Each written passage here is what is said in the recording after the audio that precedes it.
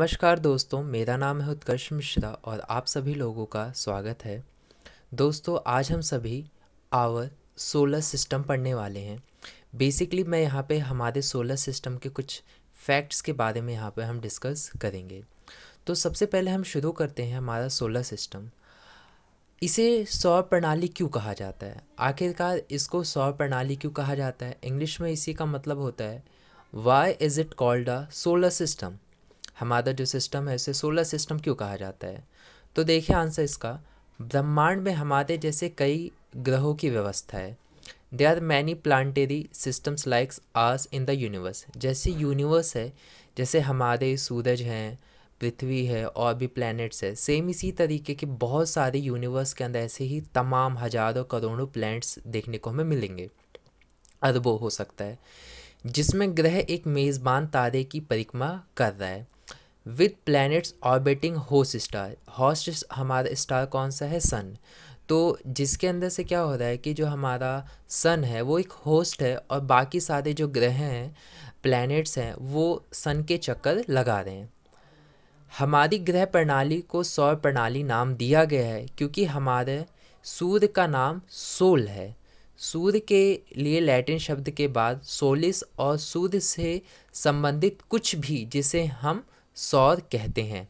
तो सेम यही रीज़न है our planetary system is named the solar system because our sun is named Sol, क्योंकि हमारे sun का नाम सोल रख दिया गया after the Latin word from sun, जो कि लैटिन वर्ड सन से लाया गया है जिसका नाम होता है Solis. And anything related to sun we call solar. और जो कोई भी सन से रिलेटेड होता है उसे हम कहते हैं सोलर यानी सौर। तो इसी वजह से सोलर सिस्टम यानी जो कुछ भी सन से रिलेटेड है, क्योंकि उसका नाम क्या है? सोल है, और जो कुछ भी रिलेटेड है उसे सोलर, तो इसी वजह से इसे सोलर सिस्टम के नाम से जाना जाता है, यानी सन से रिलेटेड चीज़ें। अगला आता है, अगर हम देखें तो बेसिकली सबसे ज़्यादा इसके अंदर डिफ़िकल्ट होता है ये जो ग्रह हैं, जो प्लैनेट्स हैं, इनको याद करना। तो देखें तो हमारा सन आता है, then Mercury, then Venus, then Earth, then Mars, then Jupiter, Saturn, Uranus, Neptune और प्लूटो। प्लूटो हालांकि कोई ग्रह नहीं माना जाता, उसे साइंटिस्ट अब ग्रह नहीं कहते, ग्रह की जो कैटेगरी होती है उससे हटा दिया गया है। अगर देखें सोलर सिस्टम हिंदी मीडियम में तो पहले आता है मरकरी जिसे बुध, वीनस जिसे शुक्र, अर्थ जिसे पृथ्वी, मार्स जिसे मंगल, जुपिटर जिसे बृहस्पति, सैटर्न जिसे शनि, यूरेनस जिसे अरुण, नेपच्यून जिसे वरुण के नाम से जाना जाता है। ये इनके हिंदी के नाम हैं। अगर इनको आपको याद करना है तो इसके लिए छोटी सी आपको ट्रिक याद करनी पड़ेगी। My very excellent mother just served us noodles, जहाँ पहला जो हर एक वर्ड के अंदर का जो पहला अक्षर है, लेटर है, वो किसी ना किसी प्लेनेट के बारे में बताता है। जैसे यहाँ एम किसके बारे में बताता है? मरकरी के बारे में। बुध, वीनस जो है वो शुक्र के बारे में बताता है। वैसे ही ई अर्थ के बारे में, मार्स, एम यहाँ पे मदर जो है वो मार्स के बारे में डोनेट करता है, एम यहाँ का। तो ये ट्रिक है जिससे आप याद कर सकते हो।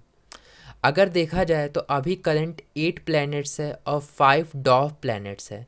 5 डॉर्फ प्लैनेट्स का मतलब बौने ग्रह है, बहुत ही छोटे ग्रह हैं जिन्हें हम प्लैनेट तो नहीं कह सकते, लेकिन उनका एक दूसरा नाम दे दिया गया है डॉर्फ प्लैनेट्स, बौने ग्रह इन्हें कहा जाता है।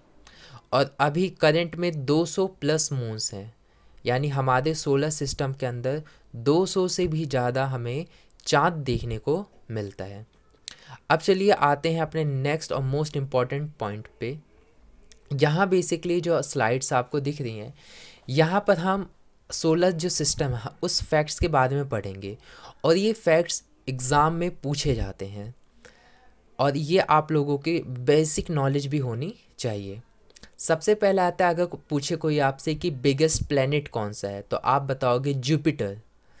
स्मॉलेस्ट प्लैनेट कौन सा है? मरकरी। नियरेस्ट प्लैनेट टू सन यानी सन के सबसे पास कौन सा है? अगर देखें तो सन के सबसे पास कौन सा है? मरकरी, जिसे बुध के नाम से भी जाना जाता है। मैं कहता हूँ कि आप लोग इसको हिंदी और इंग्लिश दोनों में ही याद कर लो तो बेनिफिट आपके लिए रहेगा। फारटेस्ट प्लैनेट फ्रॉम सन, सन से सबसे दूर, सन से सबसे दूर कौन सा है? Neptune. Nearest planet to Earth, Earth के सबसे पास, तो अर्थ हमारा है, अर्थ के सबसे पास वीनस है। मार्स की किलोमीटर की दूरी हो सकता है कम हो, इसी वजह से उसे मार्स को नहीं किया गया है। जो वीनस है उसके बीच में और अर्थ के बीच में डिस्टेंस कम है, इस वजह से वीनस को रखा गया है। बिगेस्ट प्लेनेट कौन सा है? वीनस, जो कि अर्थ के पास ही है। ब्राइटेस्ट स्टार आफ्टर सन, जो ब्राइटेस्ट स्टार है वो सन के बाद कौन सा है? वो है सीरस। इस सीरस को आप गूगल पे सर्च भी कर सकते हो कि आखिर का जो सीरस है वो कैसा दिखता है। प्लैनेट विद मैक्सिमम सैटेलाइट्स, ऐसी कौन सी सैटेलाइट है और ऐसा कौन सा प्लैनेट है जिसमें सबसे ज़्यादा सैटेलाइट्स हैं? वो है जुपिटर। अर्थ्स ट्विन, जो अर्थ है उसको जुड़वा, अर्थ का जुड़वा कौन है? वीनस, क्योंकि उसकी सिमिलैरिटी, अर्थ की सिमिलैरिटी मिलती जुलती है, बेसिकली उसका एरिया, उसके जो मास है वो। Green planet, green planet Neptune, हालांकि अर्थ को भी ग्रीन प्लैनेट कहा जाता है पर नेपच्यून को ज़्यादा ये लोग कंसिडर करते हैं ग्रीन प्लैनेट। अगला आता है planet with a big red spot, जहाँ पे एक प्लैनेट जिसमें बहुत ही बड़ा लाल कलर का धब्बा है, वो है Jupiter. Lord of the heavens, lord of the heavens किसे कहा जाता है? जुपिटर को। ग्रेटेस्ट ड्यूरेनॉल टेम्परेचर, यानी सबसे गर्म टेम्परेचर, वो है मरकरी का। लगभग इसके अंदर होता है 400 समथिंग टेम्परेचर इसके अंदर, 400-200 समथिंग इसके अंदर टेम्परेचर पाया जाता है। अर्थ सेल्सियस में part of moon not visible from Earth, कौन इतना पार्ट बताओ कि जो हमारे अर्थ से विजिबल नहीं होता? वो है 41% जो पार्ट है वो हमारे अर्थ से मून को हम नहीं देख पाते, क्योंकि एक ही साइड हम देख पाते हैं। Revolution period of moon around earth, revolution period का मतलब होता है कि जो मून है वो अर्थ के कितने चक्कर लगाता है, मतलब कितने समय में चक्कर लगा लेता है। जैसे हमारा अर्थ पृथ्वी उस सन के चक्कर लगाते हैं, जो पृथ्वी है वो सन के चक्कर लगाती है, सेम इसी तरीके से जो मून है वो हमारे चक्कर कितने दिन में कंप्लीट करता है? तो लगाता है 27 days 7 hours 43 minutes and 11.47 second. दूसरा अगला question, rotation period of moon around Earth, यानी जो रोटेशन जो मून है वो अपने ही प्लेस पर कितने समय में रोटेट कर पाता है। ये हमें पता है कि जो मून है वो हमारे अर्थ के चक्कर लगाने के साथ साथ अपनी जगह पर भी घूमता है। जैसे एक लट्टू होता है वो अपनी जगह पे घूमता है, साथ ही साथ वो गोल गोल इधर उधर भी घूमता रहता है। सेम इसी तरीके से ये लगाता है 27 days 7 hours 43 minutes and 11.47 second. जैसे अर्थ की बात करें तो हमारे 24 घंटे, हालांकि 24 घंटे नहीं होते, कुछ कम होते हैं, लेकिन तो भी उसे 24 घंटे कंसिडर किए जाते हैं। 24 घंटे में हम पूरा अपनी ही जगह पर एक चक्कर लगा लेते हैं और 365 दिन के अंदर हम पूरा सन का एक चक्कर लगा लेते हैं। सेम इसी तरीके से यहाँ पर है। अगर देखा जाए तो इसमें एक फैक्ट आपको और बता दूं कि हम जो भी हम जो भी मून होता है उसका लगभग हम एक ही पार्ट देखते हैं। क्यों एक ही पार्ट हम डेली देखते हैं? वही क्योंकि सेम ही जगह पर, अपनी जगह पर हमारे साथ जो ऑर्बिट का हमारा है वो सेम ही स्पीड है जितनी मून की स्पीड है, तो हमें एक ही पार्ट बार देखने को मिलता है। अगला आता है question point 7, time taken moon light to reach earth, कि जो मून लाइट है वो अर्थ के अंदर कितने समय में पहुंच जाते हैं? तो 1.3 सेकेंड्स लगते हैं मून लाइट की, यानी रोशनी को अर्थ तक पहुंचने के लिए।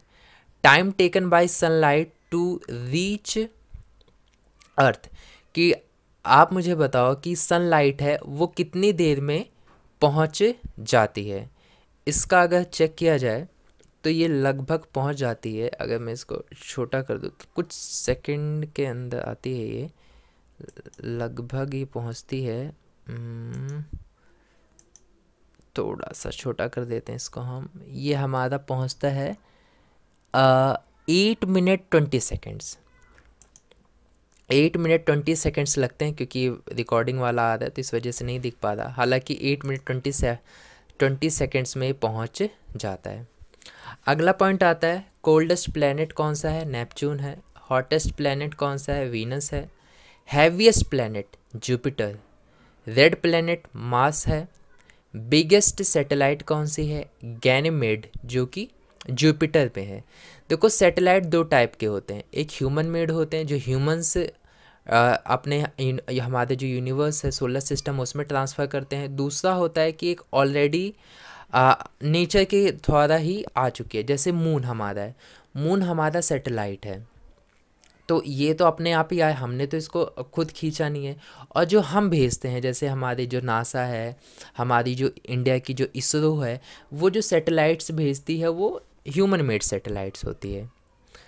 तो स्मॉलेस्ट सैटेलाइट कौन से, डीमोस, जिसे जो कि मार्स में है, ब्लू प्लैनेट अर्थ है, मॉर्निंग और इवनिंग स्टार वीनस इसे कहा जाता है।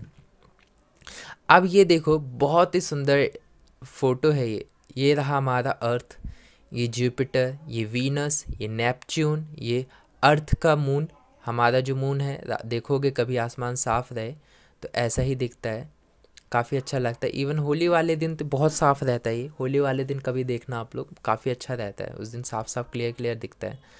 अगला आता है ये हमारा यूरेनस है, ये डिमोइस है और ये गैनीमेड है। ये चाँद है, ये छोटा सबसे छोटा चाँद है और ये सबसे बड़ा चाँद है। मरकरी है हमारा और ये हमारा मार्स, और ये एक हमारा बच गया, इसको आपको गेस करना है कि क्या हो सकता है। इसके लिए आप कमेंट सेक्शन में कमेंट कर सकते हैं, ठीक है। इसका ईजी है, इस पर छल्ले भी लगे हैं, ये देख सकते हो आप। तो इसको आप कमेंट सेक्शन में हमें कमेंट करके ज़रूर बताइए। अगर आपने इतनी तक वीडियो देखी है तो मुझे बहुत अच्छा लगा कि आप इतने तक देखे हो। इनको नोट डाउन कर लीजिए, इंपॉर्टेंट है ये मेरी सोशल आईडी है, इंस्टाग्राम की, ट्विटर की और फेसबुक की, तो आप मुझसे यहाँ पे कनेक्ट हो सकते हैं। मिलते हैं आप लोगों से नेक्स्ट वीडियो में, तब तक के लिए बाय बाय।